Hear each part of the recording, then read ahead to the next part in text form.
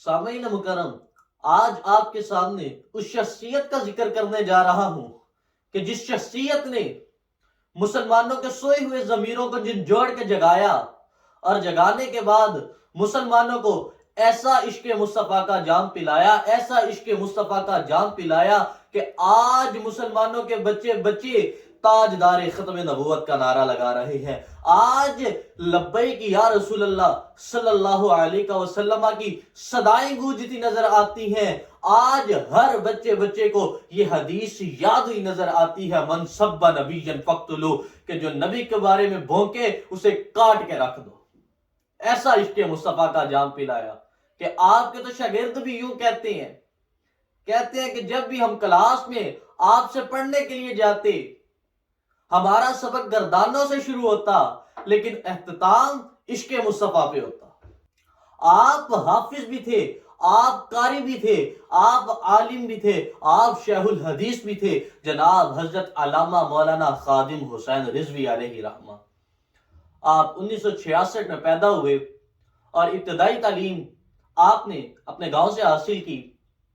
مزید تعلیم کے لیے آپ جہلم تشریف لے گئے، وہاں پہ آپ نے قرآن حفظ کیا اور اس کے بعد مزید تعلیم کے لیے آپ لاہور تشریف لے گئے، جہاں پہ آپ نے جامعہ نظامیہ کے اندر درس نظامی کا کورس مکمل کیا، اور آپ نے درس نظامی کا کورس مکمل کرنے کے بعد وہاں پہ تدریس کے فرائض بھی سر انجام دیے، اور تدریس کے ساتھ ساتھ آپ نے دین کی تبلیغ کے لیے خطابت کے فرائض بھی سر انجام دیے۔ آپ پیر مکی دربار کے اندر خطابت کے فرائض سر انجام دیا کرتے تھے، اور آپ ایسے عاشق رسول تھے، ایسے عاشق رسول تھے کہ جب بھی نبی کریم علیہ الصلوۃ والسلام کے بارے میں کوئی بھی بات آتی تو آپ میدان عمل میں نظر آیا کرتے تھے۔ اور جب غازی ممتاز حسین قادری علیہ رحمہ کو جیلوں کے اندر رکھا گیا تو آپ ان کے لیے بھی میدان عمل میں نکل آئے، کیونکہ وہ بھی عاشق رسول تھے۔ آپ کا عشق رسول ایسا تھا کہ آپ رسول اللہ صلی اللہ تعالی علیہ وسلم سے تو بے حد عشق کیا کرتے تھے، لیکن جو نبی کریم علیہ الصلوۃ والسلام کے عشق میں کوئی کام کرے آپ اس کو سر کا تاج بنا لیا کرتے تھے۔ اور آپ نے غازی ممتاز حسین قادری کے حق میں بولنا شروع کر دیا۔ حکومت نے آپ پہ بے حد دباؤ ڈالا، آپ نے حکومت کی باتوں کو اور حکومت کی نوکری کو جوتے کی نوک کے اوپر رکھا، اور پھر بھی آپ غازی ممتاز حسین قادری کے حق میں بولتے رہے، حتیٰ کہ آپ کو جیل میں بھی جانا پڑا۔ آپ نے جیل میں جانا منظور کر لیا، لیکن غازی ممتاز حسین قادری اس عاشق رسول کا ساتھ چھوڑنا منظور نہ کیا۔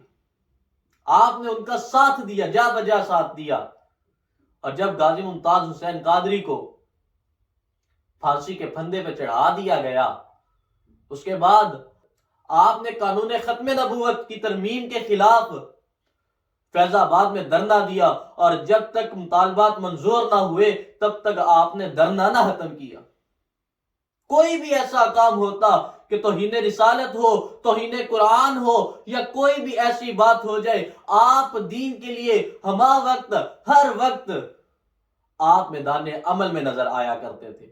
آپ ایسے عاشق رسول تھے، حتیٰ کہ آپ کو اس کے لیے جیلوں میں جانا پڑتا، آپ جیلوں میں جانا منظور کر لیتے، آپ کو مارے کھانی پڑتی، آپ مارے کھانا منظور کر لیتے، لیکن نبی کریم علیہ الصلوۃ والسلام کی توہین نہ برداشت کیا کرتے۔ آپ ایسے عاشق رسول تھے۔ جب آپ کے وصال کا وقت قریب آیا، آپ بے حد علیل بھی تھے، آپ معذور بھی تھے، لیکن پھر بھی آپ صف اول میں نظر آیا کرتے تھے۔ آپ نے اس فرانسیسی سفیر کو نکالنے کے لیے بھی جو دھرنا دیا، آپ اس وقت بھی صف اول میں نظر آئے۔ آپ کو 104 بخار بھی تھا، لیکن آپ پیچھے نہیں ہٹے، آپ صف اول کے اندر رہے، اور آپ یہی کہتے ہوئے الوداع ہو گئے کہ انہیں جانا انہیں مانا، انہیں جانا انہیں مانا، نہ رکھا گیا ایسے کام، للہ الحمد میں دنیا سے مسلمان گیا۔ ایسا عاشق رسول۔